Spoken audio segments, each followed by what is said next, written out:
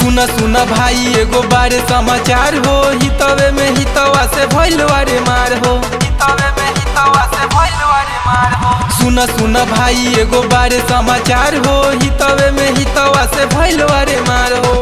लागल ऐसन घाटा ऐसन खेल भइल बा, असो लड़की के चक्कर में, असो लड़की के चक्कर में लइका फेर भइल बा, असो लड़की के चक्कर में लइका फेल भइल बा, असो लड़की के चक्कर में।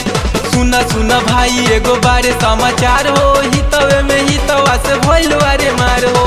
लागल ऐसन घाटा ऐसन खेल भइल बा, असो लड़की के चक्कर में, असो लड़की के चक्कर में लइका फेल भइल बा, असो लड़की के चक्कर में लइका फेल भइल बा, असो लड़की के चक्कर में।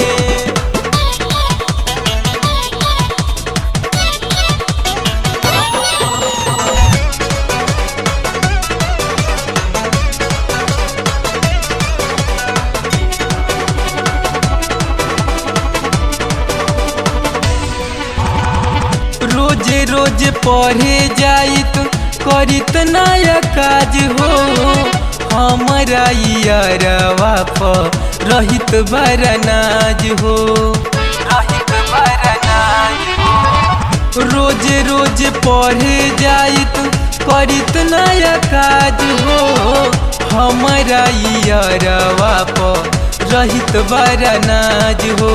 टूटल बा दिल पूरा भइल नहीं इच्छा, ओकर चक्कर में हो रह गइल पीछा।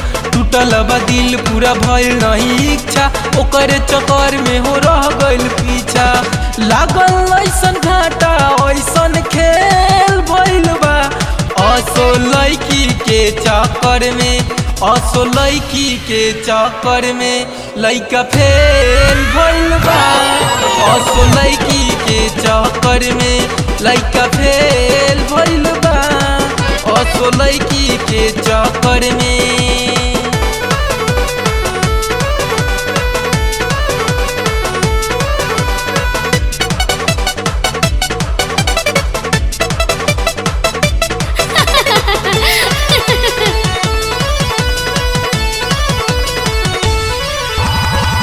आई 30 स्कूल में लगा के आँखिया में कजरा, कारी कारी के सिया में डाल के गजरा, डाल के गजरा।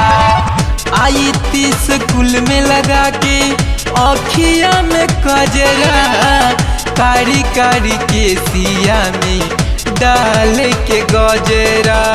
शीशा के जैसे ऊपर झलके जवानी, एक चित्र रहे उतर रूपवा के रानी। शीशा के जैसे ऊपर झलके जवानी, एक चित्र रहे उतर रूपवा के रानी।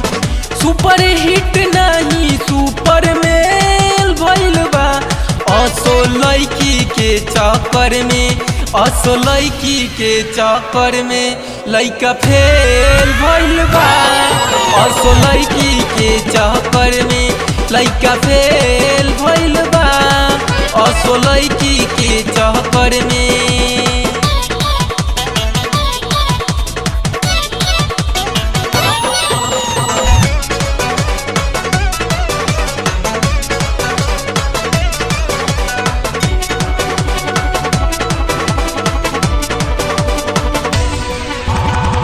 बनित नहीं यारवाई अपना से बेटा, लिखी लिखी देत रहे मीठा मीठा मेटर, मीठा मीठा मेटर। बनित नहीं यारवाई अपना से बेटा, मीठा मीठा देत रहे ओकरा के लेट।